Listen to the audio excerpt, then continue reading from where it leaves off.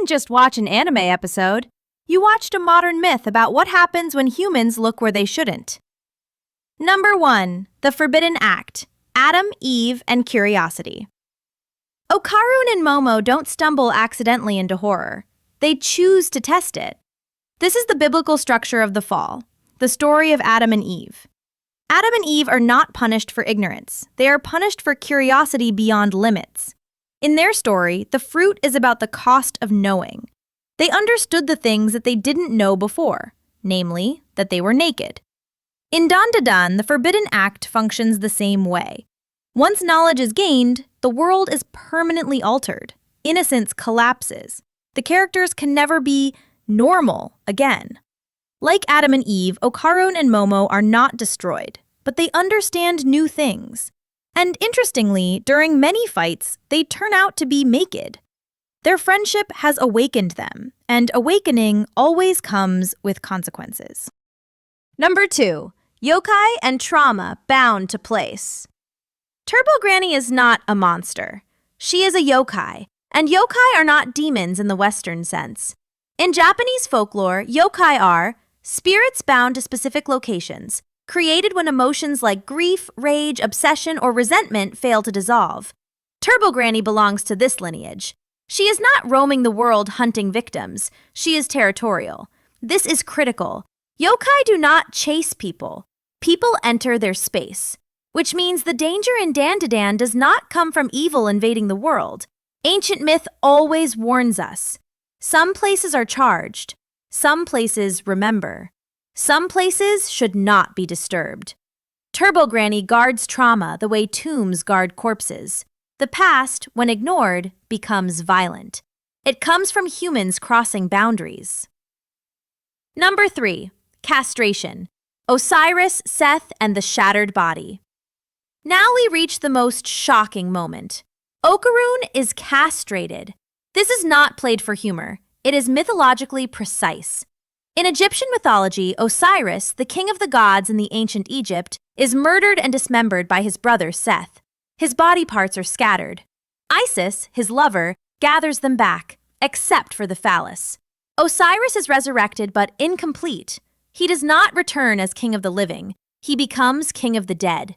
This is the same structure in Dandadan. Momo saves Okarun, like Isis saves Osiris. But saving is not undoing. Something essential is gone.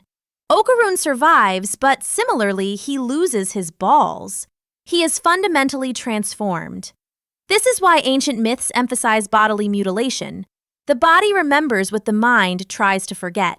Castration is not about sexuality. It is about power, lineage, identity, and continuity. Number 4. Kegare. Possession as loss of order. When Okarun becomes possessed, something subtle happens. The horror isn't pain. It isn't fear. It's loss of bodily autonomy. In Shinto and Buddhism, this state is called Kegare. Kegare is often mistranslated as impurity, but that's misleading. Kegare means disorder, contamination, the breakdown of harmony between body, spirit, and world. Death causes Kegare. Blood causes Kegare. Sexual violation causes Kegare. But possession is the ultimate Kegare because your body no longer belongs to you. Notice how the episode frames possession. Okarun doesn't become evil. He becomes displaced. Someone else is using him. This mirrors one of the oldest human fears. What if I am no longer the owner of myself? This is why possession myths exist across cultures. They express terror at losing agency. Number 5. The aliens, bananas, and Imperial hunger. We come to the strangest question in episode 1. Why are the aliens looking for bananas? By banana, they seem to mean the sexual organs. By seeking for bananas has a deeper meaning too. Myths never choose objects by accident. In the recent history, bananas are not just fruit. They are symbols of power, what countries fought for, and foreigners came to take. The classic example is United Fruit Company, which dominated banana production in Guatemala. In 1954, the U.S. backed a coup in Guatemala largely to protect United Fruit's interests. And this is how bananas became a meme for exploitative foreign control, long before anime got involved. Now look at the aliens in Dandadan. They do not come to learn. They do not come to coexist. They come to take. This is not just an alien invasion story. It is an imperial hunger story. So, are the aliens the US? Not literally, but allegorically? The aliens in Dan to Dan arrive from outside, don't understand human culture, reduce humans to biological resources, feel entitled to take what they want.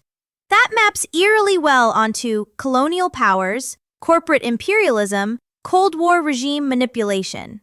The banana fixation exaggerates this into dark comedy. We cross the galaxy for your fruit and bodies. It's imperial greed stripped of moral language.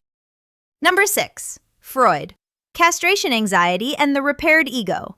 Freud theories are visible through the first episode. Castration anxiety is not fear of losing the penis. It is fear of losing authority, agency, symbolic wholeness. This is where the distinction matters. Penis equals biological organ. Phallus equals symbolic power, selfhood, recognition. Okaran doesn't just lose something physical. His ego collapses. Freud argued that trauma doesn't destroy the self. It reorganizes it. The ego repairs itself around the wound. That repair is never neutral. The repaired ego is more anxious, more defensive, more aware of vulnerability. Okaran becomes stronger, but also haunted. This is not empowerment fantasy. This is post-traumatic identity formation. For a child, this empowerment is done with the help of the mother.